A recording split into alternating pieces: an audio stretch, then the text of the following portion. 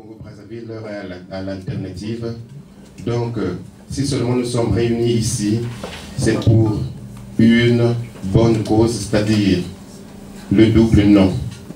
Non au changement de la Constitution au Congo-Brazzaville, non à la modification de la Constitution au Congo-Brazzaville. Nous avons plusieurs intervenants et je vois qu'il y a le griot, philosophe, Youth Bond, qui se prépare déjà à nous faire vibrer dans la musique, parce que nous disons que la musique adoucit les mœurs. À toi, Youth Bond.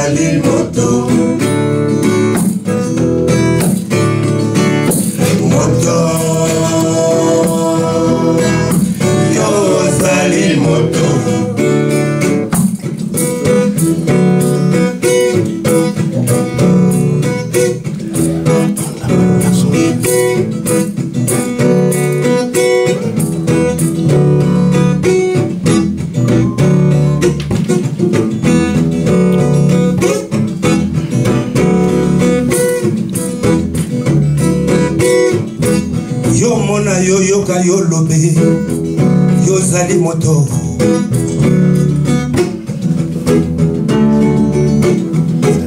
makambo yoko mona yoka ngamisu o yoko yoka yoka ngamato yoko zela keba oko zela mingi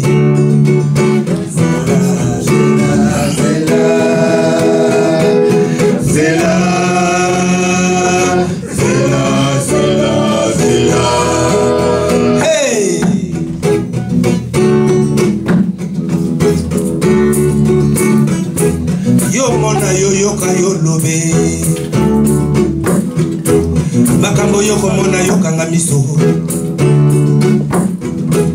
o yoko yoka yoka ngamatoi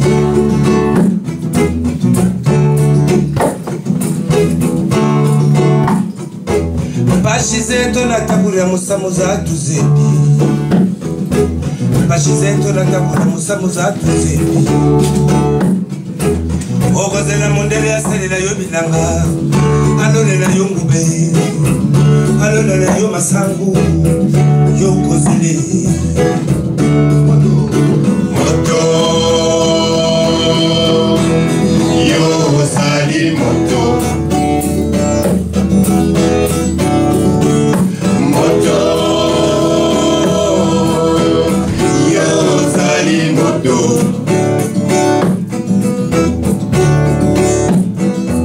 okozela mondele ya tokela yo mboka na yo oyo yo maboko bapesa ya nini okozela mondele ya botela yo bana oyo yo makata bapesa ya nini keba okozela mingi yo kozela mingi moto yo zali moto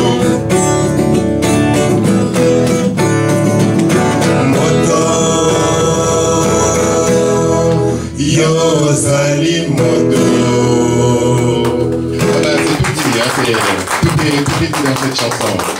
Qu'est-ce qu'on va attendre? Ah, encore une autre.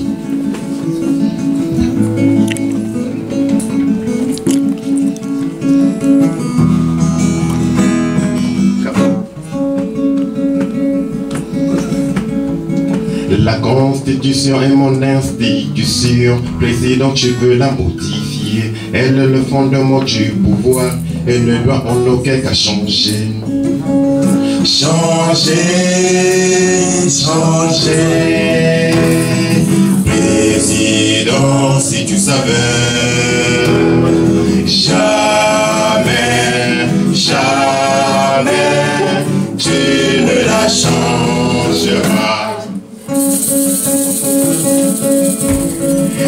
Congolais te demande de prendre une décision sage. En te retirant de la politique, nous voulons une alternative.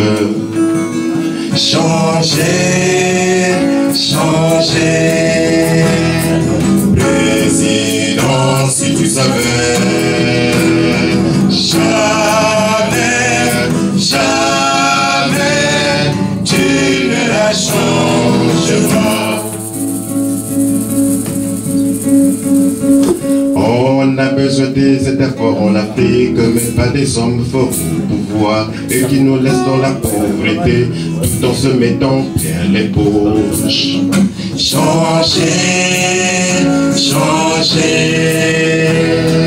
Président, si tu savais, jamais, jamais, tu ne la changeras. Prépare le Messie de mon pays, promettez Jésus pour les catholiques. Président, quittez les choses avant que les choses vous quittent. Changez, changez. Président, si tu savais, nous pouvons t'aider, nous pouvons t'aider à préparer tes bagages. On te dit au revoir. Le Congo te dit au revoir. Le peuple dit au revoir. Au revoir. Et voilà le travail. Eh bien, merci de pouvoir applaudir le secrétaire Youth Band parce qu'il nous fait voyager. Puis en même temps, il me disait un jour qu'il entendait déjà la voix du nouveau président de la République au Congo de Brazzaville. Mais bon, c'est pour 2016. Nous allons toujours continuer avec les interventions. Et là, je vais vous présenter, mais vraiment, une personne qui, au final, n'est plus à présenter. Monsieur Godefroy, qui va prendre la parole ici, parce que c'est le président du Conseil national de transition. Il a tenu à être là aussi. Monsieur Godefroy, s'il vous plaît, prenez la parole. Bonjour chers compatriotes. Avant de commencer mes propos, je vais d'abord dire merci à monsieur Vivien Manangou, président de l'association Coalition pour la démocratie Tolémie, qui vient de voir le jour. Et j'ai fait le déplacement de Paris, jusqu'ici, pour venir lui dire toute mon admiration et féliciter son mouvement. Mais je suis curieux de constater que les gens qui se passent pour des opposants, des résistants à Paris, ils ne sont pas là présents. Alors qu'aujourd'hui, la vérité sur la place de Paris ou ici en France, bon, ça c'est ma vision, je peux aussi me tromper. J'ai défini l'opposition, il y a deux formes d'opposants. Il y a ce que j'appelle les opposants à l'opposition. Donc pendant qu'un frère fait quelque chose des efforts considérables pour lutter contre la libération de Brazzaville du Congo, on devait être nombreux ici, ils ne viennent pas. Tout simplement parce qu'ils savent qu'il est professeur d'université, il est brillant, et qu'un jour, alors que si ça se part, tout le monde aura sa place, parce qu'ils vont fuir en masse, il ne va pas partir seul. Il y a de la place pour tout le monde. Au lieu de venir soutenir le frère, ils sont là. Et ce sont les premiers sur les réseaux sociaux avec des faux profils. Demain, comme il a sorti son mouvement, vous allez tout entendre sur lui, comme ils ont l'habitude de faire. Mais moi, je suis venu ici pour venir dire merci à la population de Poitiers, pour vous dire que le soleil s'est levé pour le Congo. Personne ne pourra arrêter la machine. Quelle que soit leur manigance, leur manière, on connaît leur mode opératoire. Le mensonge, la calomnie et l'intimidation. Mais aujourd'hui, la machine ne va pas s'arrêter. Et le courage d'intégrer des mouvements comme ça, je le soutiens à 100%, parce que la lutte, elle est commune. Je vais vous prendre un petit exemple. Dans ma vie, j'avais projeté être dans la politique dans 10 ans ou 5 ans, parce que ce que je voyais au Congo, je me dis, bon, c'est du n'importe quoi. Mais le jour où c'est tombé sur ma porte, j'ai dit non, si je ne fais pas quelque chose là, mes enfants vont... Donc j'ai anticipé, j'ai créé le Conseil national de transition. Et ce monsieur m'a beaucoup soutenu. Le soutien, ce n'est pas forcément l'argent, mais au téléphone. Tu as mal parlé hier, tu as bien parlé, il faut changer ça, il faut faire... Il me donne beaucoup de conseils. Donc aujourd'hui, mes frères, du fond de mon cœur, au nom du Conseil national de transition, monsieur Vivien, vous avez toutes les félicitations. Et donc il n'a pas pu faire le déplacement pour des raisons de santé. Il y a son enfant qui est malade, monsieur Bion de Makanda n'a pas pu venir. Il m'a chargé de vous dire qu'il est de cœur avec nous. Donc chers frères, le Congo appartient à tout le monde. Le Congo n'est pas un bien, il n'y a pas un titre foncier au nom de la famille Nguesso et ses amis ou ses compagnons. C'est des tricheurs. Pendant 30 ans, il n'y avait pas l'internet, ils ont eu le temps de nous tromper avec les armes, l'armée qui était à sa solde, mais aujourd'hui la communauté, le contexte international ne lui permet plus d'intimider les Congolais. Avant-hier on a cassé chez moi, mais je suis en vie. Je suis là, je continue à faire des réunions. Au pays pareil, les gens se sont levés aujourd'hui. Tout ce qu'il fait avec les gens du Kouilou là, c'est de la mascarade. C'est de l'argent du trésor qu'il prend, qu'il donne. Et même quand il dit qu'il donne l'argent ici aux gens à Paris, c'est faux. Mais qu'il commence d'abord à payer les impayés. Il a des problèmes d'argent là-bas. Les retraités, au lieu de venir donner... Mais déjà, est-ce que c'est même cohérent de payer les gens qui t'insultent à longueur de journée, ou bien qui font des réunions comme toi? C'est faux. C'est faux. Ça, c'est des choses qu'il a mis sur... Il paye les gens pour mettre ça sur Internet, qu'un tel a reçu 200 millions. Ils n'ont même pas... La gravité des sommes, mais 200 millions, c'est 300 000 euros. Vous habitez ici en France, demain on va vous dire qu'il a reçu 300 millions. Mais 7 500 euros, vous passez déjà devant les policiers de la police financière, du pôle financier. 7 500 euros, on va vous demander la traçabilité. Il a l'argent pour donner aux gens, mais pourquoi il ne peut pas arranger le pays? Sont en sérieux? Vous vous retrouvez dans une même ville que lui, tout de suite il est venu me voir, alors que vous étiez là 3 jours avant lui. Alors que lui, c'est un nom européen, donc il est surpris de voir quelqu'un dans le rayon où celui-là à Bruxelles. C'est faux. Monsieur Sassou et ses enfants sont des tricheurs. Et les autres collaborateurs, il y a des gens qui rêvent même à Paris après 20 ans, 15 ans, que Sassou va rester, qui va être président. Donc je dois déjà... Mais ces gens-là n'auront pas leur place après 2016. Sassou va partir en 2016. La Constitution, elle est claire, il n'y a même pas de débat. Aujourd'hui, les gens qui sont là à parler de la Constitution, c'est même une faiblesse. Les gens qui sont là à parler de, comment on appelle ça, du dialogue, c'est même une faiblesse. Dialoguer dérive du latin. Dit de logos, discours. Mais en face, il n'y a personne. Vous ne pouvez pas aller dialoguer avec quelqu'un, ça c'est un vide. Il passe tout son temps à tromper les gens. Ah oui, combien de dialogues? Dorizi et tout, allez-y comprendre. Il n'a rien fait. Tous les ans, il prend un engagement solennel. Le 1er janvier, parce qu'il pense que les Congolais sont bêtes. Cette fois-ci, je prends un engagement solennel. Mais le lendemain, vous allez entendre qu'il y a un opposant qu'on a pillé là-bas, et un opposant qu'on a tué. Toujours, c'est... Et ça, c'est fini. Donc, je ne vais pas monopoliser la parole. Je suis très content de vous voir ici. Le combat est là. Le Congolais est debout. Sassou partira en 2016. Telle est ma vision. Je parle ici au nom du CNT et au nom de mon frère Vivien Manangou. Ah, merci, monsieur Godefroy Karanda, vraiment. On sent qu'il y a des énergies positives. Et, je le dis comme vous, Sassou Nguesso, c'est pas sa propriété, le Congo-Brazzaville. Il doit partir. En 2016, il partira. Une fois de plus, monsieur Manangou. Oh, c'est alors... Le combat, il est rude. Mais le chemin, il est long. Mais on finira par y arriver. Voilà pourquoi je demande à toutes les personnes qui sont encore en train d'hésiter, de se dire, est-ce que ça va se faire? Est-ce que ça ne va pas se faire? Mais non! La question n'est plus celle de savoir si ça va se faire ou ça ne va pas se faire. Denis Sassou Nguesso va partir en 2016.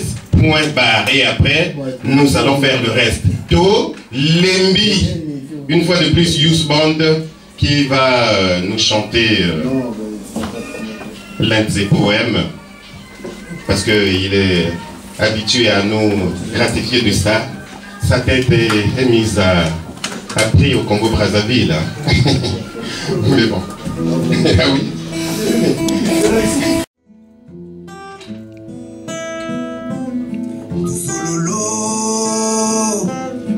Nazabe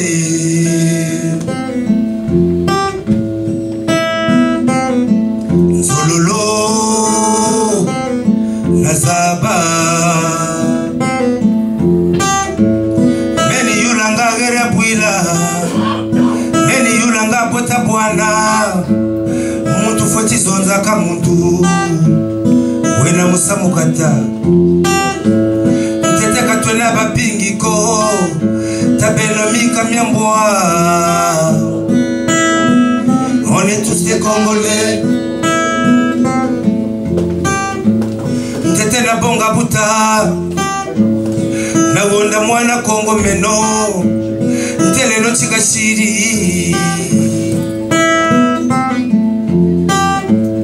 Talati musamuzu Talati ni musamuzu Bagangala kazena nzenza ko Bapunu kazena nzenza kwe Bangangulu kazena nzenza ko Batsangi kazena nzenza kwe Tabelo mika miambwa On est tous des Congolais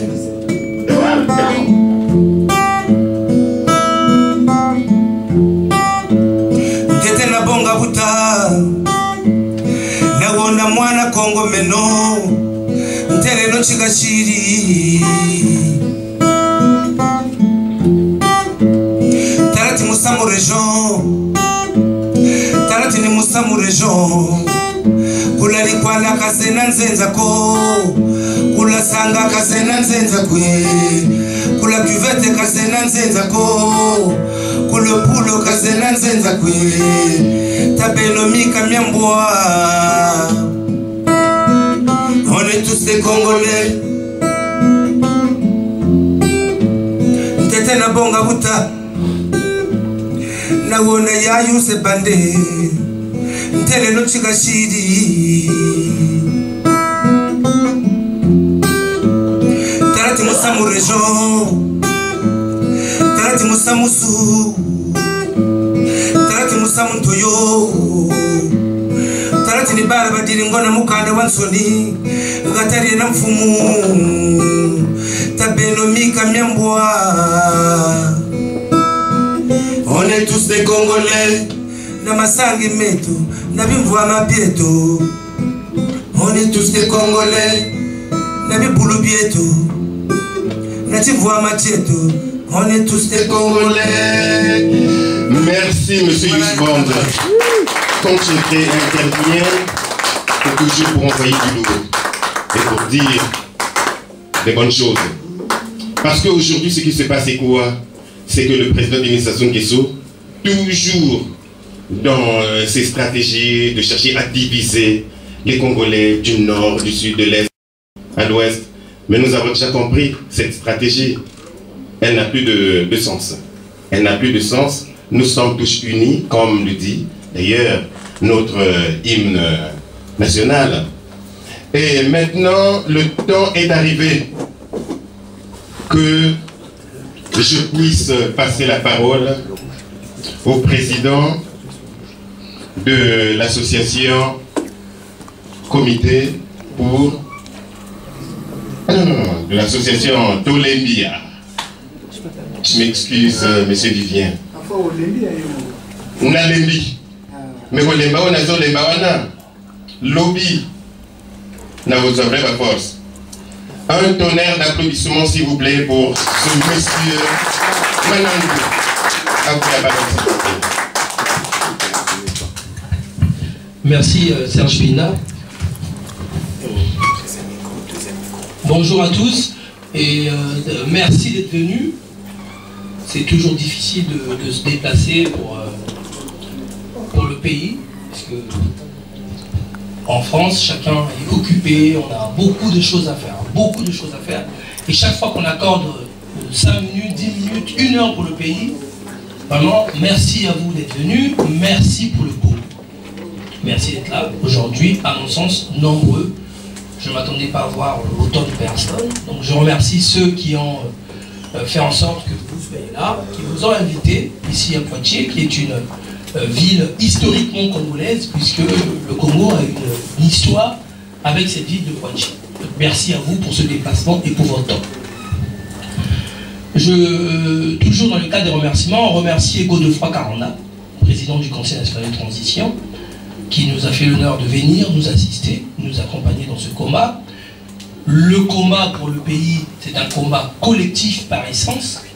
Donc il est essentiel que tous les Congolais, tous les enfants du Congo, qui considèrent qu'à un moment ou à un autre, il faut se mettre ensemble, pas pour ses propres intérêts, mais pour les intérêts du pays, il est essentiel que nous nous mettions ensemble pour avancer, parce que comme on dit chez nous, un doigt ne lave jamais le visage, il faut que l'ensemble de la main le fasse. Donc merci à Godefroy Caranda d'être venu, merci au doyen Makanda pour ses encouragements, qui n'est pas venu à Lyon, donc tu transmettras au doyen Makanda tous les vœux de rétablissement pour son fils, qui est donc notre fils.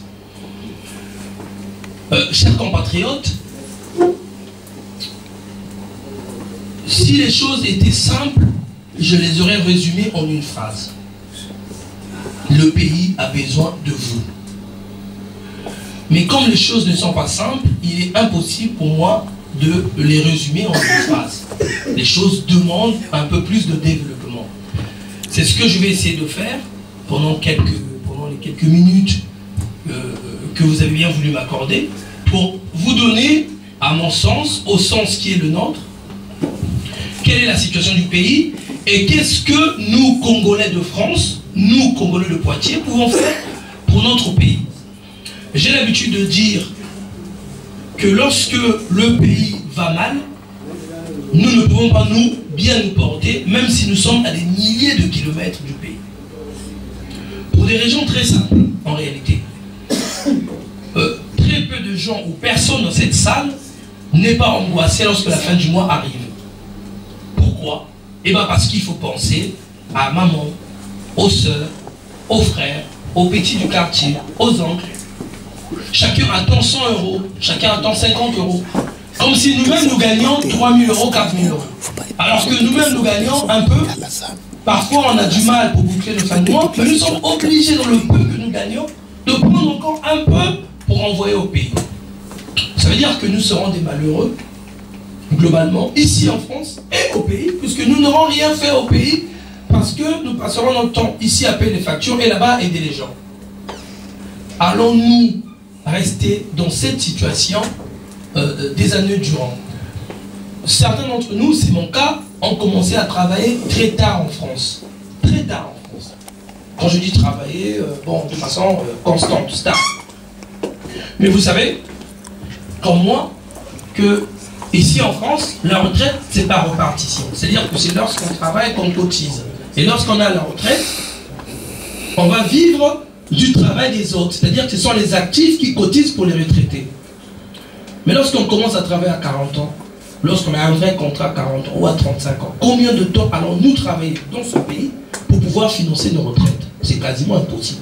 Ça veut dire que vous allez vous retrouver dans 20 ans avec une retraite de 400 € parce que vous n'aurez pas tous vos annuités, parce que vous n'aurez pas cotisé. Que ferions-nous dans 20 ans avec 400 € dans ce pays d'accueil, dans notre pays, ici, notre pays d'accueil? Nous serions incapables de vivre. Combien de nos anciens, surtout de l'Afrique de l'Ouest, vivent dans les foyers sous Nakotra à 65 ans? Est-ce que c'est cette vie que nous voulons? Mais tant que le pays ne sera pas stable, tant qu'au Congo, je vous rappelle, pays où on produit à peu près 300 000 barils de pétrole jour, tant que ce pays ne mettra pas à la disposition de tous ses enfants l'ensemble des richesses, eh bien, mes chers frères, mes chères sœurs, merci pour les femmes, merci particulier pour les femmes, il n'y en a pas des masses, elles ne viennent pas souvent, c'est dommage, mais il y en a quelques-unes, merci, applaudissez pour les femmes.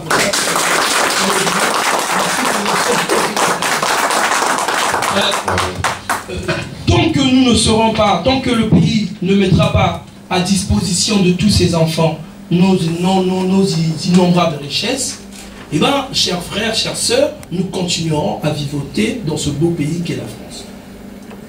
Il faut donc que les choses changent. Il faut donc que les choses bougent. Mais pour que les choses bougent, moi quand j'étais à l'école primaire au Congo, on nous disait que l'État est Zayo, l'État est Zanga. Je n'y croyais pas beaucoup, parce que généralement les décisions s'imposaient à moi. On te disait, bon, tu es pionnier, chante, ou machin. Mais on nous disait l'État est aïeux, l'État est zanga. Ça veut dire quelque part que nous pouvons, nous, changer les choses. Et changer les choses, c'est pas vivre à des centaines de milliers de kilomètres. Celui qui vit à Betou aujourd'hui, ou celui qui vit à Bouanga, dans les plateaux, ou celui qui vit à Kindamangouedi, dans la Bouenza, a autant de force pour changer les choses que le Congolais qui vit à Poitiers. Parce qu'ils ont quelque chose en commun et qui leur dépasse, c'est le Congo. Ils ont l'amour du Congo en commun. Et cet amour transcende, traverse les distances géographiques. Je voulais commencer par ce propos liminaire pour vous dire combien de fois il est essentiel qu'on se mette ensemble et qu'on avance. Qu'on arrête de dire « Ah, un tel a fait ceci ». Ah, un tel bakambogia sasu. Ah, yowana toyebia tenekana butula mpila. Ah, yowana. Avançons ensemble. Avançons ensemble. Si nous avons le même objectif, c'est que le Congo change. Du nord au sud, nous avons les mêmes intérêts. Donc, avançons ensemble. Ceci dit, je vais maintenant essayer de échanger avec vous sur l'objet de cette rencontre, de ce débat citoyen. C'est un débat citoyen, c'est donc pas un cours magistral. Je compte beaucoup sur vos interventions pour qu'on puisse échanger ensemble pour voir quelles seront les meilleures solutions pour l'avenir. Je vais d'ores et déjà vous dire que cette réunion de Poitiers est prélude à plusieurs réunions qui vont se faire dans les différentes villes de France dans lesquelles on est Nice. Normalement, dans les jours à venir, nous serons dans les Yvelines, puis nous irons à Tours, Blois, Orléans, Nantes, pour à chaque fois entretenir les Congolais et échanger avec eux et voir ensemble ce qu'il est possible de faire. Parce que c'est essentiel. Nous avons fait une minute de silence ici pour le drame de la Méditerranée. Rien ne nous dit que dans les 1000 personnes décédées, il n'y avait pas un Congolais. Rien, nous ne savons pas. On ne dicte pas les nationalités. Ça veut dire qu'il se peut qu'il y ait votre frère, votre cousin, votre cousine, votre neveu dans ce drame de la Méditerranée. Mais c'est pourquoi les gens... Parce que les gens veulent mourir? Non, parce que les gens veulent vivre. C'est l'instinct de survie qui envoie les gens à la mer, au péril de leur vie. Alors nous continuons à assister, à être des assistants, des commentateurs, au mieux. À commenter à la maison. Ah, ça soute les miens, il faut qu'elle mais à rester à la maison. Comme si on commentait à la maison, les choses avanceraient. Non. À un moment donné, il faut que chacun de vous, chacun de nous, prenne ses responsabilités. Alors, la question du jour, c'est cette affaire de constitution. Alors, je sais que mon ami Godefroy dit que c'est une perte de temps. C'est pas exactement une perte de temps, puisqu'en effet, c'est une question qui agite l'actualité. Il faut que nous échangeons cette question. Nous avons prôné ce que nous appelons le double non. 2 fois non.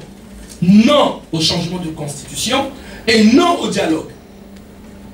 Le dialogue que nous qualifions de biaisé. Alors donc je vais expliquer pourquoi nous avons adopté cette position et ensuite j'expliquerai pourquoi la diaspora peut jouer un rôle central dans ce combat qui va commencer. Et puis à la fin nous allons échanger avec vous par rapport à vos questions, vos préoccupations et tout ça. Alors première chose, nous disons non au changement de constitution. Pourquoi nous disons non au changement de constitution? Pour une première raison.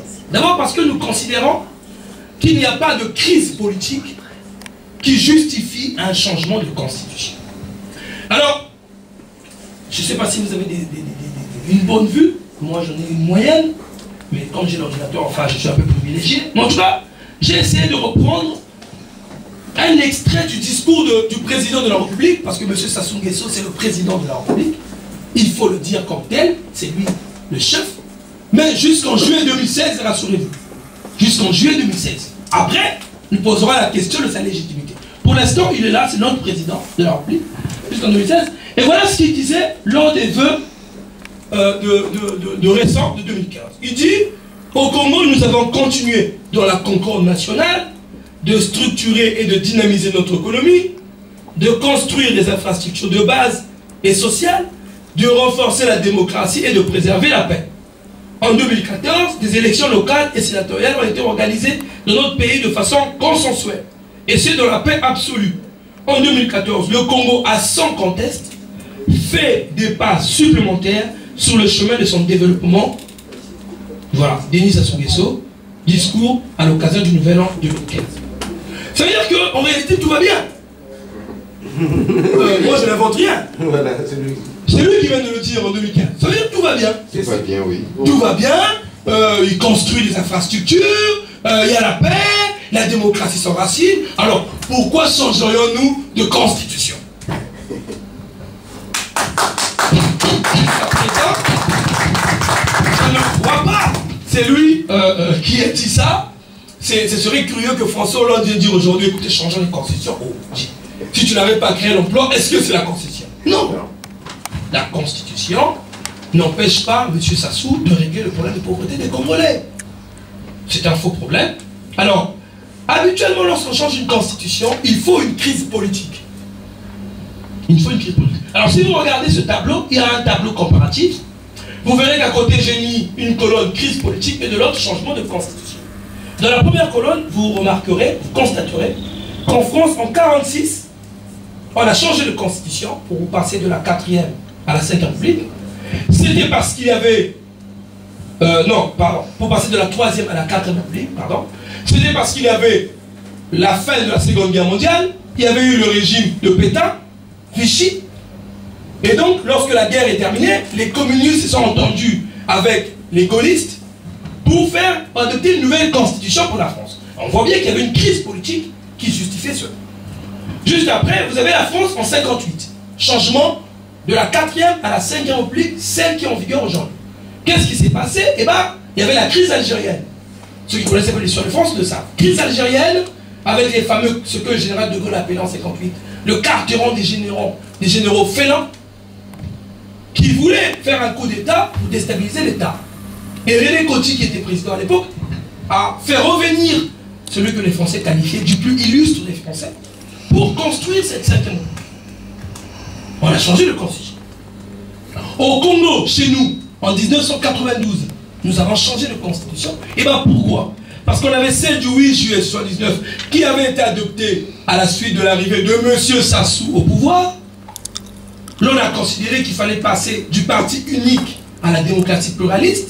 C'est pour ça il y avait des partis comme l'UPADES, l'UNDP, le MCDDI, le PCT, le RDD, le PSDC, on ne va pas tous les faire. Et donc on a considéré qu'il fallait changer de constitution pour que la nouvelle constitution permette ce pluralisme. 92. Alors au Bénin en 90, on a changé la constitution de 77, plus que pareil, comme chez nous, ils ont fait la conférence nationale, il fallait changer de régime. Quelle est aujourd'hui la crise politique qui justifie le changement de constitution? Zéro. Il n'y en a pas. C'est donc un faux problème. Première raison de notre refus de cautionner un changement de constitution. Deuxième raison, c'est une raison juridique. Nous pensons que le changement de constitution manque de base juridique. C'est-à-dire, en gros, la constitution, dans l'état actuel des choses, ne prévoit véritablement pas un mécanisme juridique par lequel il peut être remplacé. Le seul moyen serait que nous allions vers un large consensus. C'est-à-dire que les Congolais disent tout, oui, il faut changer de constitution. Aujourd'hui, ce n'est pas le cas, vous avez suivi Godefroid Caranda, vous me suivez moi-même, vous suivez les gens qui sont à Pointe-Noire aujourd'hui, je sais pas demain, qui ont dit. C'est repoussé au 3 mai. C'est repoussé au 3 mai, bon voilà. Donc, vous suivez ceux qui sont au pays, les parfaits Kolela, les Clément Biarassa, et tous ceux qui sont là-bas qui se battent, parce que justement, nous n'avons pas de base aujourd'hui constitutionnelle avec une absence de consensus pour aller vers un changement de constitution. Alors, là encore, on nous dit, c'était ce qu'a dit M. Mungala il y a quelques jours, qu'aucune constitution ne prévoit son changement. C'est-à-dire qu'il n'y a pas de constitution au monde qui prévoit son propre changement. C'est faux, c'est un mensonge. Comme vous pouvez le constater, la constitution suisse, article 192, prévoit un changement, une révision totale ou partielle de la constitution. La constitution espagnole, article 168, prévoit la même chose. Donc il y a des constitutions dans le monde qui prévoient la possibilité d'être changées. Le ministre Mungala a menti. Il n'a pas menti, il ne savait pas. Mais du moins, Il n'a pas dit la vérité.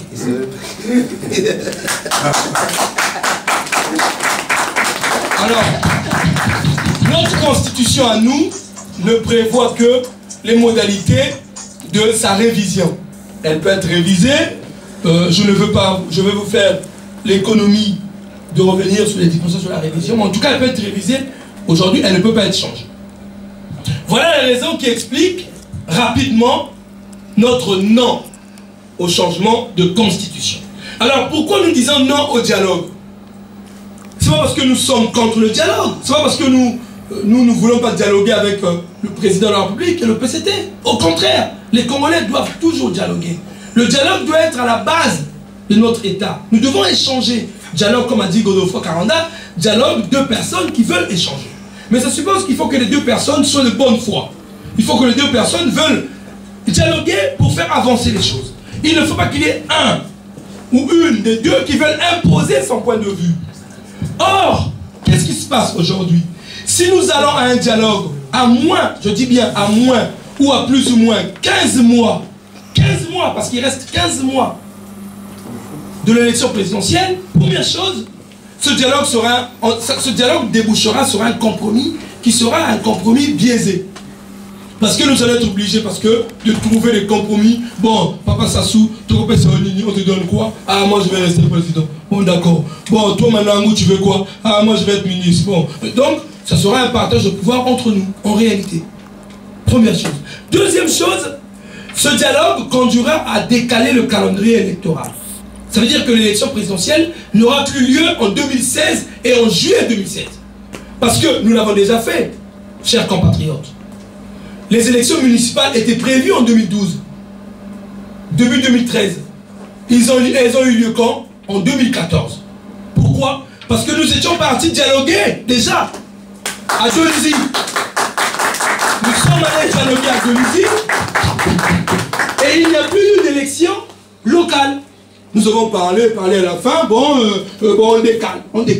Donc, si nous rentrons dans un processus de dialogue, le temps que ces décisions-là soient prises en compte et compagnie, on va dire, bah écoutez, bon, on décale un peu. Et si on décale l'élection, mais moi qui ne suis pas membre du PCT, est-ce que Sassou est mon président? Non. Il faut se poser la question. Est-ce qu'il veut être mon président? Président des musiciens zaïrois, il faut continuer. Parce que s'il veut être, s'il veut être le président de tous les Congolais, il ne doit pas être le président que les Congolais du PCT. Parce qu'il y a des Congolais qui ne sont pas de le PCT. Dans mon Manangou, je fais partie. Il vient de la Constitution. Et d'ailleurs, c'est curieux. Parce que, en 2000, si j'ai bonne mémoire, en 2005, il avait écrit au bureau politique. C'était pour leur dire qu'il prenait congé du bureau politique parce que la Constitution lui a interdisé d'être membre du bureau politique. Et curieusement, en 2011, il revient encore dedans. Il y a un problème. Autre exemple, c'est le dernier, article 75 de la Constitution. On ne peut pas être membre d'un conseil, on ne peut pas être ministre et avoir un autre emploi public. Or, M. Ayessa Firmin, c'est le directeur du cabinet du président. Et il porte aussi le titre de ministre d'État. Mais comment? Ou il est au gouvernement, ou il est au cabinet du président. Mais les deux ne sont pas possibles. Article 75 de la Constitution l'interdit. Parce que c'est son beau-père. Là encore, vous voyez, ça veut dire qu'au fond, le président Sassou et le PCT, ils ne respectent pas les règles. C'est-à-dire qu'en gros, ils s'en foutent. Ils vous pondent une constitution, puis ils font ce qu'ils veulent. Ça veut donc dire qu'on ne peut pas aller discuter, on va gagner quoi dans cette affaire-là? Avec des gens qui n'ont aucun respect pour la constitution. Alors, vous nous dites, vous allez me dire, mais oui, mais... alors, autre chose, dernière chose, avant de rentrer dans notre mission, c'est sur le référendum. Depuis un moment, le président Sassou est devenu un très grand démocrate. Il nous dit, si les gens ne s'entendent pas lors du dialogue, le peuple va décider. Si nous ne s'entendons pas, le peuple décidera. Mais le peuple harmonie, c'est pas nous. À moins qu'il ait un peuple qui cache dans sa poche ou dans un sac. Mais en tout cas, moi j'ai pas l'impression que le peuple veut que ça reste. Et ça, c'est du nord au sud. qu'on ne vous trompe pas, mes amis. Du nord au sud, 80% des Congolais ne veulent plus que le président Sassou reste. Parce que si vous allez à Talangai, les gens souffrent. Vous allez à Wende, les gens souffrent. Vous allez à Diata, à Congo, à Betou, à Kinkala, où vous voulez. Les gens, à Oyo, même à Oyo, à Edou, chez lui, les gens souffrent. Vous comprenez? Donc, quand il dit le peuple, on ne sait pas de quel peuple il parle. C'est le peuple sans doute qui triche comme d'habitude, parce que Sassou doit avoir un peuple quelque part qui cache. Alors, on dit, on va organiser un référendum. Mais si on organise un référendum là, dans l'immédiateté, quelle sera la conséquence? Mais il n'y aura pas d'élection présidentielle en 2016. Parce que les opérations référendaires ne peuvent pas se faire facilement. Ça se prépare. Lorsque Milongo a organisé le référendum en 91, vous savez le référendum pour adopter la constitution congolaise du 15 mars 1992, ça a duré 1 an. Quand vous calculez entre la conférence nationale et le référendum pour adopter, il y a eu toute la période de transition pour adopter la nouvelle constitution. Vous comprenez? Donc, si on commence aujourd'hui à préparer le référendum, à moins que, comme ce sont les Canadiens qui fassent dans mais on passera 7 mois, 8 mois, 9 mois, 10 mois. Et après, qu'en ferons-nous? Après, il faudra une nouvelle constitution. Ça veut dire qu'il n'y aura pas d'élection si on va vers un référendum. Deuxième chose, si on fait un référendum, il faut un nouveau fichier électoral sur lequel on le fera. Parce que celui d'aujourd'hui, on sait comment ça s'est arrangé. Il a fait rentrer nos amis angolais, nos amis zaïrois, nos amis les tchadiens, les rwandais qui l'avaient caché quelque part vers l'Iranga. Bon, ils sont tous dedans. Il faut qu'on fasse un fichier électoral où il n'y aura que les Congolais. C'est pas que nous n'aimons pas les autres, nous aimons bien les autres, mais que les autres votent chez eux. Nous aussi, on votera chez nous. C'est ça la démocratie. On ne peut pas prendre mon Manangou, je suis Congolais, je ne vote pas en France. Si je vote en France, ça veut dire que j'ai la double nationalité. Autrement, ce n'est pas possible. À 16 mois, aujourd'hui, à 15 mois d'une élection majeure, s'il y a un référendum, ça sera un coup d'État constitutionnel. Dans l'histoire constitutionnelle, ça n'existe pas. Un référendum à 15 mois d'une élection pour soi-disant réformer les institutions. C'est un coup d'État. Dernière chose, les conditions aujourd'hui d'un référendum transparent ne sont pas réunies. Il n'y aura pas de transparence si nous allons vers un référendum. Voilà pourquoi nous refusons un référendum dans l'immédiateté. Alors, vous allez me dire, mais oui, toi tu parles beaucoup. Quelles sont tes solutions? Quelles sont vos solutions dans votre coalition Tolimi? Nous avons quelques solutions, mais sachez bien que les solutions, pour les appliquer, il faut être aux affaires. Parce que moi, je peux aussi, avec mes amis, avoir des solutions, mais si nous ne sommes pas aux affaires, bon, ça sera des incantations. Tout de même, nous contribuons au débat en proposant nos solutions. D'abord, première solution, première proposition, nous voulons que l'élection présidentielle soit organisée dans les dates prévues dans la Constitution. C'est-à-dire le premier tour de ce qui doit être organisé entre le 13 et le 23 juillet 2016. À cette date-là, il doit y avoir une élection présidentielle au Congo pour choisir le nouveau président. Deuxième proposition, il faut que le PCT respecte enfin la parole donnée. C'est-à-dire, il faut que les recommandations de la concertation de Dolizy soient réalisées. Quelles sont ces recommandations? Première chose, réforme de la CONEL. La CONEL doit être véritablement indépendante. Deuxième chose, un recensement administratif spécial. Je dis spécial parce que ça sera essentiellement pour l'élection présidentielle. Troisième chose, il faut qu'il y ait un organe privé. Il faut que le recensement soit organisé par un organe privé. Il y a des entreprises, aujourd'hui même en France, ça s'appelle comment l'entreprise qui fait dans le bâtiment, qui fait aussi dans les téléphones là. Oui. Non, pas Bouygues, qui était ancien opérateur avant ici en France. Qui a Abidjan, qui met mon RDC là. Orange a un service qui fait, c'est eux qui ont fait en Côte d'Ivoire. Ils font le recensement. Un organe privé qui sera chapeauté évidemment par les partis politiques et la société civile, mais un organe privé. Nous voulons aussi qu'il y ait une loi d'amnistie pour le président Sassou. Qu'il aille en beauté. Il n'y a pas à lui mettre en prison, il n'y a pas à lui créer des problèmes, même si nous ne sommes pas d'accord avec ce qu'il a fait, mais il faut considérer tout de même même que ce type-là est resté, on va dire, plus de 40 ans aux affaires, pas en tant que président, mais en tant que ministre de la Défense. Hein. Donc il a donné du temps pour le Congo, même s'il a eu beaucoup de bonheur à donner ce temps-là. Mais tout de même, il a toujours des partisans, il a des gens qui sont pour lui. Aller dans le sens, il faut le foutre en prison, c'est pas bien. Et le Congo, nous avons un problème. Nous sommes l'un des rares pays dans le monde où nos présidents, donnez-moi le nom de l'ancien président qui est au Congo. Il y a Yombi qui est rentré ces jours-ci. On n'en a pas. C'est un moulin. Youlou, Yombi est bon. Youlou, on a crié Youlou a tout volé, il n'a même pas de maison. On ne sait pas qu'est-ce qu'il a volé, le pauvre Youlou. Moi je connais son fils personnellement. À Brazzaville, vous allez vous lui avez laissé une case. Hein? Malheureux. À Madrid, il est mort de la rue. Bon, Massa Madeba, il a été tué un petit matin. Ngouabi, vous connaissez l'histoire. Tué avec un marteau, je ne sais pas comment. Lissouba abandonné là, malade. Machin.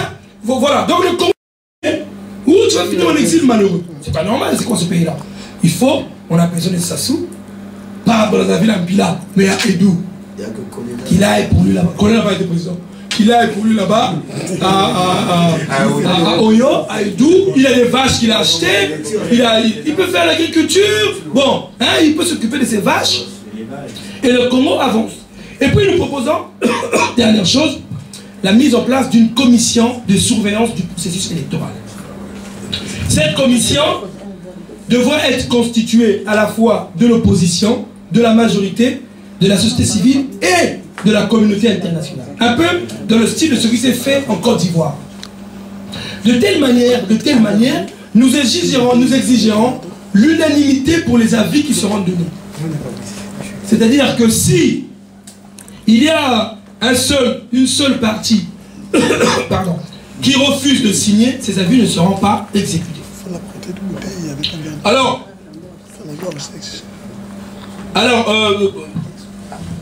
voilà, en ce qui concerne l'aspect institutionnel, ce qui a été possible de dire rapidement. Maintenant, je voudrais en 3 minutes vous parler de ce que nous appelons la coalition pour la démocratie, Tolémie. Vous avez entendu le président du CNT ici, nous arrivons, nous sommes une petite structure qui arrive. Nous essayons, en réalité, de rassembler la diaspora et mettre en valeur sa force. J'ai l'habitude de dire que la diaspora congolaise, c'est la 3e force populaire du pays, après Brazzaville et Pôle-Noir. Le nombre de Congolais en France, il n'y a que Brazzaville et Pôle-Noir où on trouve le plus grand nombre de Congolais concentrés dans ce territoire donné. Ça veut dire qu'à part Brazzaville et Pôle-Noir, nous sommes les plus nombreux. Nous ne votons pas, nous ne comptons pas, même pour aller faire une carte consulaire, on a l'impression que tu es afghan, tu viens au Congo, on te regarde comme ça. Bon, donc du coup, mais aujourd'hui, si l'économie congolaise, il y a de nombreuses familles qui existent grâce à nous. Parce que nous envoyons 100 euros, 200 euros. Mais qui s'occupe de nous, Congolais? J'ai l'habitude de dire, au Congo, on construit une université, il faut bétonner partout. On ne sait même pas c'est quoi le plaque au Congo, on ne sait pas. Les sapeurs vont au défilé. Les sapeurs vont, heureusement que les nôtres ne vont pas. Nos sapeurs à nous, ils sont là, ils ne vont pas au défilé. Ce sont les sapeurs engagés, ils ne vont pas au défilé. Ce sont les sapeurs corrompus qui vont au défilé. Je dis, le nombre de Congolais plaquistes qui font le placo, on en a beaucoup ici. Mais si on faisait le placo au Congo, on avancerait. Le président se souvient ici, il vient nous insulter. Oh non, faut pas être boueur. Mais c'est parce qu'il y a des éboueurs en France que la France est propre. Si le Congo est sale, parce qu'il n'y a pas de boueurs. Si le Congo est sale, parce qu'il n'y a pas de boueurs. Être boueur, c'est avoir une profession et gagner sa vie honnêtement. On ne peut pas venir dire aux gens ne soyez pas ceci. Ils crient fort que nous serons des voleurs ou des assassins. Merci. Donc vous voyez, nous voulons que la diaspora soit consciente de sa force. Nous ne sommes pas suffisamment conscients de notre force. Nous ne savons pas ce que nous pouvons faire. Mais il y a des gouvernements qui sont tombés par la mobilisation de l'extérieur.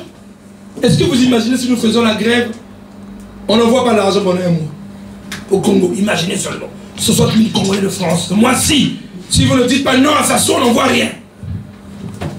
Les gens vont se battre au Congo, moi je vous dis. Hein. Il y aurait des bagarres là-bas. Ah, c'est évident. Nous avons une force. L'opinion internationale, ceux qui sont au Congo ont peur, mais nous pouvons nous organiser. Ici, qu'est-ce qui nous empêche, nous, ici, à faire des manifestations de 5000 personnes devant l'Élysée pour dire oh, Hollande, mais oui, d'accord, tu as fait un pas vers nous, mais il faut être plus exigeant. Pour dire, hein, on peut aller devant l'UMP pour dire ça, qu'on faut arrêter d'aller prendre l'argent comment? Copé également. Copé, il ne faut pas Rachida Dati, parce qu'ils sont tous partis. Le Guéant et compagnie, le pauvre, il a déjà beaucoup pour la justice. Donc, on peut s'organiser. Nous ne faisons pas ça. Donc, nous, cette structure que nous montons, Tolembi, ou autrement dit, me fatigué, l'idée c'est ça. C'est de mettre en valeur la force militante de la diaspora. Nous voulons donc militer pour l'instauration d'une vraie démocratie au Congo. Lors de mes voyages au Congo, il y a un ancien ministre qui m'a dit, M. Mberi Martin, je cite son nom, il m'a dit, Manangou, les Congolais de France sont l'avenir du Congolais de demain. Moi j'ai dit, oh, c'est vrai ça. Il me dit oui, j'ai dit, mais pourquoi vous ne donnez pas la place? Il dit, mais la place ne se donne pas, ça se prend. Ça gagne, ça arrache. Il me dit, il faut le prendre. J'ai dit, oh, mais si vous êtes conscient que c'est nous l'avenir, donnez-nous la place, on lui revient l'arracher. Il dit, non. Quelqu'un qui vit à l'extérieur, il a une culture différente. Il a une vision d'une certaine réalité. Il est ouvert au monde. Il a compris les choses. Il est en avance. Il ne peut pas faire comme on a fait avec Matamakolo au Congo. Chasser les pauvres, nos parents aux aérois. Parce qu'il sait, lui aussi il a vécu à l'extérieur, il sait c'est quoi aller à l'extérieur. Il sait travailler.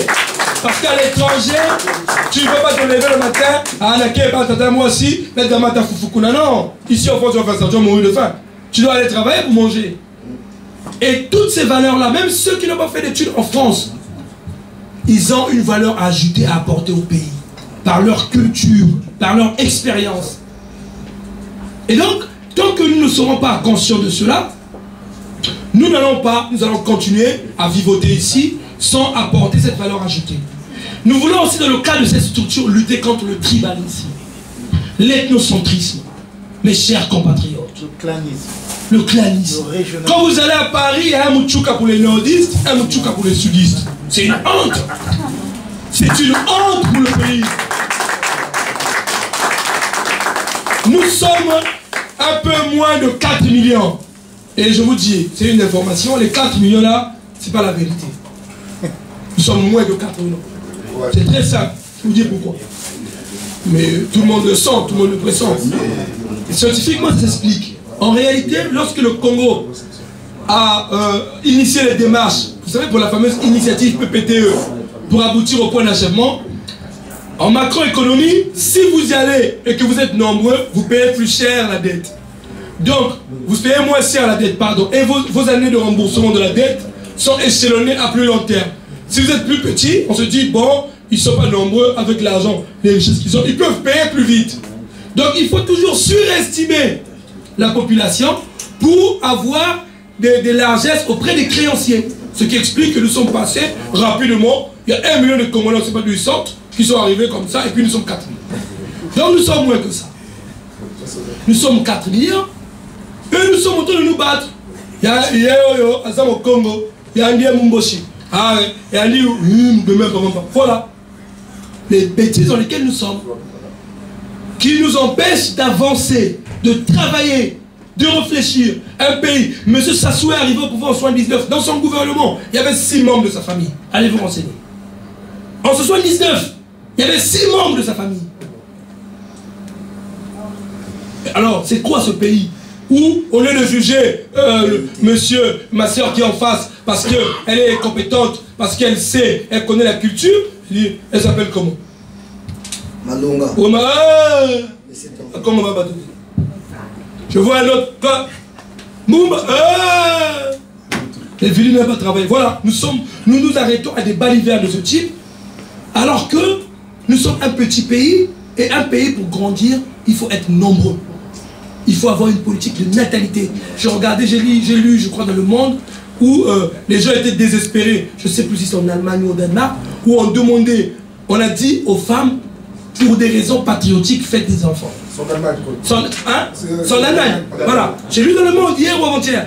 On a dit, même pour la nation, pardon les femmes, faites-moi 3 enfants. Et nous sommes 4 millions, les gens se battent. On se débrouille et dit, toi tu es du Nord, ah, Katouaboula, Yannier, tu es yo, et Mokong. Voilà, 4 millions. Il faut que nous prenions conscience. Nous avons nos diversités, nos spécificités. Celui qui est de l'Iranga, il n'a pas exactement les mêmes coutumes que celui qui est de Madjingu. Mais ils ont un point commun, ils sont des Congolais. Est-ce que le Basque est pareil que le Breton?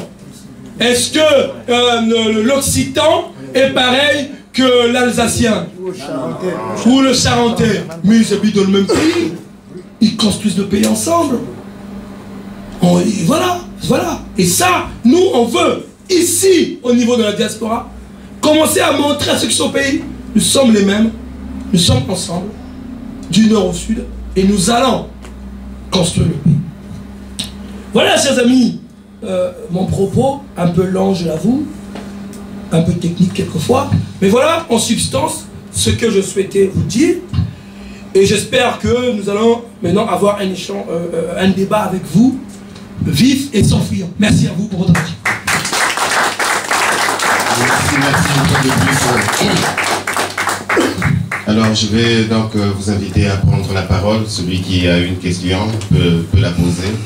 Je crois que M. Manango, je ne sais pas où est-ce que vous avez puisé cette force.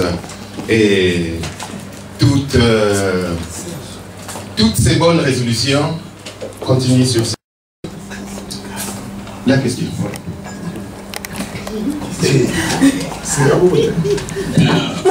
Excusez-moi. C'est M. Malangou. Monsieur Manangou. Malangou. Ouais. Moi, je voulais juste... ma question est simple. Donc, en parlant de l'opposition, côté Brazzaville, je ne le sens pas beaucoup en France. Et puis au niveau du pays, je ne sais pas. Est-ce que vraiment, entre nous, il y a une crédibilité par rapport aux opposants? C'était ça ma question. Est-ce que vous êtes crédible, vous qui êtes dans cette coalition, tous les nuits, on sait que tous les nuits, oui. Est-ce qu'il n'y a pas seulement des mots, la crédibilité ou... Alors, M. Pina, ne transformez pas la question. Je sais que vous êtes compétent, voilà pourquoi. Mon frère n'a pas posé la question sur nous, il a posé la question sur l'opposition en général et notamment l'opposition à Brazzaville, si j'ai bien compris. Ouais, c'est ça. Bon, donc vous transformez la question de notre frère. Autant pour moi, bon. Madame. Alors donc, la question de la crédibilité est une question essentielle. Je pense que nous n'avons pas de crédibilité. L'opposition en général, et ceux d'ici, nous, et ceux qui sont au pays, on manque de crédibilité vis-à-vis du peuple. Si nous avions une crédibilité, aujourd'hui, les Congolais ne se comporteraient pas comme ils se comportent vis-à-vis du pouvoir. Il nous manque la crédibilité. Pourquoi il nous manque la crédibilité? Parce que nous faisons du neuf avec de l'ancien.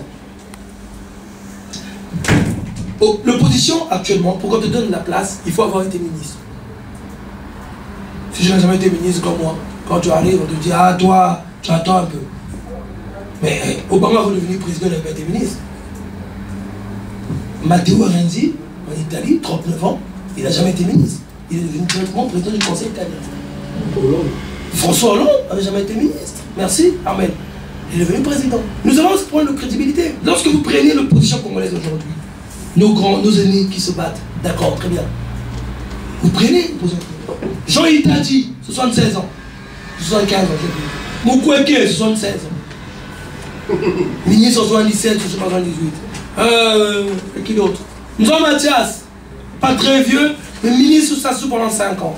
Mirassa Clément, un homme correct, mais ministre en 91, c'est-à-dire il y a 24 ans. Kombi Salissa, lui encore, il n'est pas encore de l'opposition. Il est encore au PCT. Ça pose en effet un problème à la fois de renouvellement de la pensée politique et des idées. Moi j'ai tendance à dire il y a des jeunes, en 92 lorsque les a été élus, ceux qui sont nés en 92 aujourd'hui ont 23 ans. Ce sont les électeurs. Si vous leur amenez M. Mukwege, il dit ah, il est homme. Oh c'est Mukwege, Oh, mais laquelle là? Oh, mais qu'est-ce que tu vas comprendre de ce que moi je pense? Voilà, donc, ce problème de crédibilité, en effet, existe. À la fois parce que nous avons des dirigeants qui ne veulent pas que les choses se renouvellent, mais aussi parce que nous ne traitons pas des problèmes des Congolais. Nous traitons des problèmes du pouvoir. Nous disons, il faut que ça se parle. Oui, mais nous allons faire quoi? Est-ce que vous savez ce que Nzo Mathias peut faire pour régler le chômage? Vous ne savez pas ce que Manango aussi va faire. Vous voyez, on passe trop du temps à parler des problèmes institutionnels et on traite très peu de questions sociales. Mais cette nouvelle classe politique qui se construit, que nous sommes en train de construire, va régler ce problème de crédibilité. Parce que nous aurons un programme que nous sommes en train d'écrire partout, et les Caranda font pareil. Nous travaillons, nous avons compris cette situation-là et nous travaillons pour l'améliorer, pour que les Congolais renouent avec la politique. Merci. Merci beaucoup. Par rapport à la question qui a été posée, je souhaiterais emboîter le pas pour poser la mienne. Moi, je pense que nous avons très mal compris la démocratie. Jusqu'aujourd'hui, nous avons très mal compris la démocratie. Si les jeunes, aujourd'hui, ne sortent pas la tête dans des grands mouvements ou dans les vieux mouvements politiques, c'est parce que nous avons aussi trop de partis politiques. Nous avons trop de partis politiques et on ne comprend pas, on ne sait plus comment on crée un parti et comment on y adhère. À l'époque, quand on avait un parti unique, vous verrez que les jeunes, beaucoup de jeunes étaient sortis de ces partis. Et la plupart de nos cadres étaient très jeunes à l'époque. Parce qu'avec un seul parti, et tout le monde était obligé d'y rentrer. Mais aujourd'hui, on a beaucoup de partis politiques. Les jeunes, pour qu'ils sortent la tête des partis politiques, vous verrez qu'ils créent des partis, ils créent des partis. Dans cette configuration, moi je pense qu'on aura du mal à trouver une opposition crédible. Pourquoi? Comment nous irons aux élections? Prenons le cas. On ne change pas la Constitution. Le PCT présente un candidat. Il y en aura combien de l'opposition? Il y en aura combien dans l'opposition? C'est très compliqué. Nous sommes presque à une année des élections. Donc, si nous pensons qu'il est important que chacun joue un rôle dans la vie politique démocratique aujourd'hui, nous devons, premièrement, redéfinir la pensée démocratique chez nous. Comment faire comment pratiquer notre démocratie, dans quel parti y adhérer, et quelles sont les conditions d'adhésion ou d'existence même d'un parti politique. Et ça c'est ce qui fera la force de notre jeune démocratie. Sinon, nous serons obligés, parce qu'aujourd'hui, aucun candidat, individuellement, même celui du PCT, ne peut gagner une élection présidentielle au Congo. Personne, que ce soit Paulé Makaya, qui que ce soit, seul ne peut pas, parce que nous connaissons la configuration du vote au Congo. Comment les gens votent. Ce serait très difficile. Pour faire court, je donnerai un exemple. Nous avons vu à la conférence nationale, nous avons fait un grand procès au PCT. Mais lorsque nous sommes allés aux élections, les Souba, à lui seul, ne pouvaient pas gagner l'élection présidentielle. Il fallait faire des coalitions. Donc, réfléchissons, regardons comment on peut soit ramener les vieux à la raison, comment les jeunes peuvent peser dans ce débat. Aujourd'hui, Marie Pelé, il n'a jamais été ministre, il a pu peser. Malgré tout ce qu'il a fait, il a beaucoup enduré. Il est président, c'est lui qui coordonne aujourd'hui ces vieux. Donc, il a su montrer sa force. Montrons notre force surtout au niveau de la diaspora. Je pense que nous allons peser et nous sommes utiles dans ce débat. Merci. Nous allons peser et nous sommes utiles dans ce débat. Redéfinir les bases de notre démocratie. Oui. Monsieur Manango, s'il vous plaît, vous allez me permettre de vous poser une question. Mais j'ai pas entendu. En tant que... Ah oui, c'était juste pour les bases. Ah oui, oui, c'est bon. Oui, c'est bon. Oui. Bah, donc, enfin, si j'ai bien compris, c'était pas une question, c'était plutôt une observation. Donc, voilà pourquoi. voilà, donc,